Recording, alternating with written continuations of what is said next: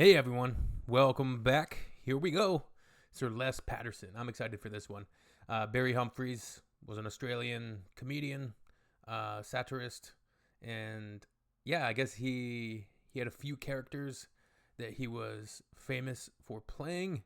This is a segment from the Michael Parkinson's show from 1982, part 1, and yeah, I'm really excited to check this out and see some Australian comedic, an Australian comedic legend, doing his thing. So 82, 92, 2002, 2022. This is 42 years ago. Let's check it out. Tonight is one of the most celebrated Australian statesmen of modern times. Celebrated Australian statesman.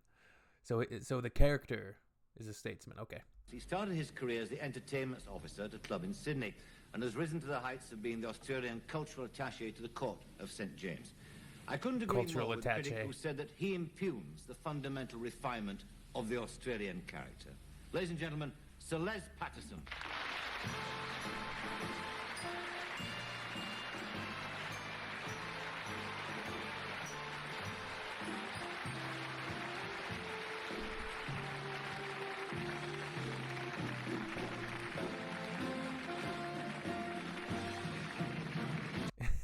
He looks like a mess.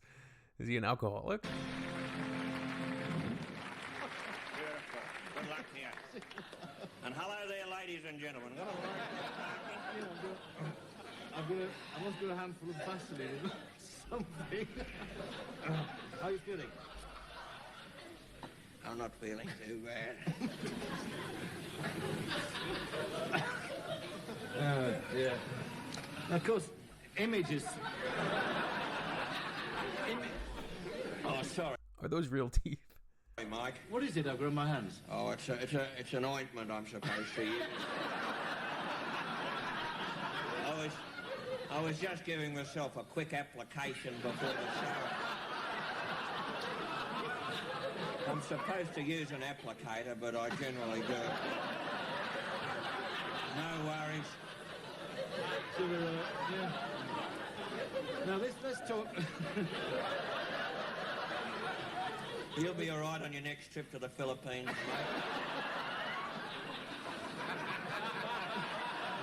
Are you with me?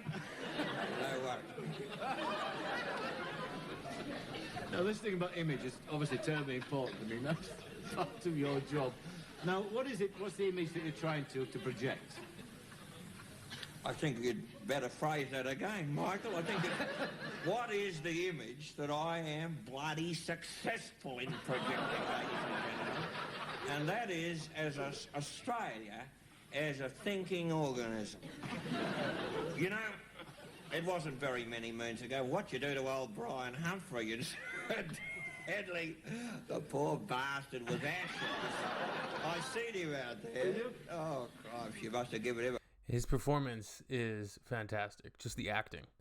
He's got that, like, drool coming down from his mouth. The teeth, the mannerisms, the timing. A rough time. We talked about getting on the grog. Oh, Christ, eh? Get stuck into him. Ladies and gentlemen, it's very good to be here on the Parky Show. You know, you could say this is the International Year of Australia already, couldn't you, Mike? Well, you could. It's been fantastic, the publicity we're getting, and largely due to the efforts of my good self. You know, it wasn't many moons ago that they thought we were a bunch of rough diamonds down.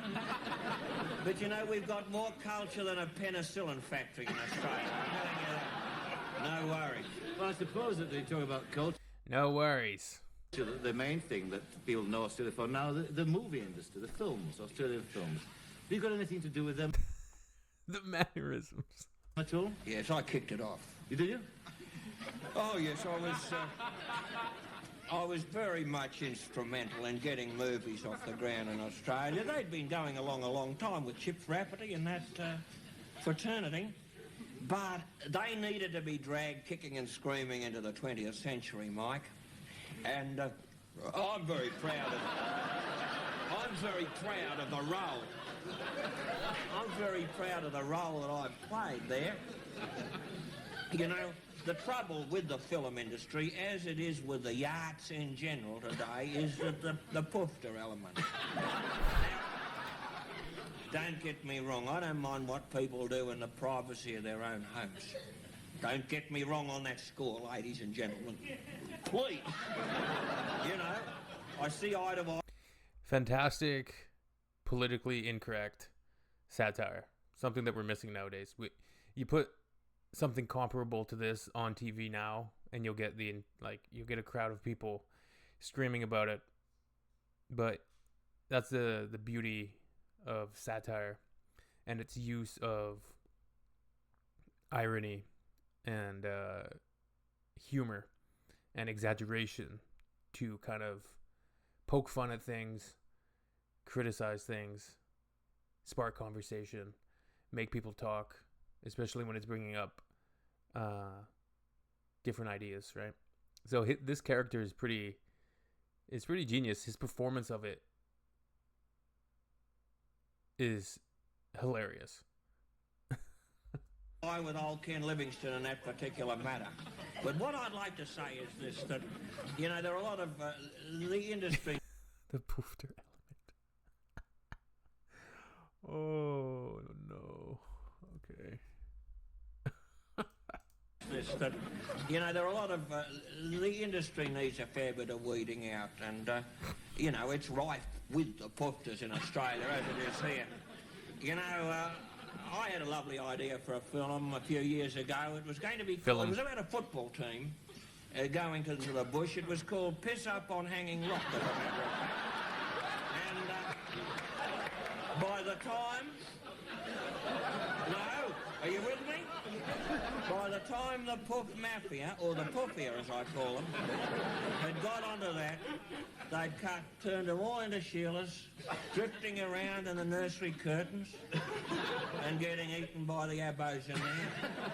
Well, what about a film like Gallipoli, which has had tremendous critical acclaim both here and in America? Again, you see, the movie industry's got out of my hands. Gay-Lipoli, in my opinion, is a better description of that film. Two fellas, I don't say they're shirt lifters. I don't say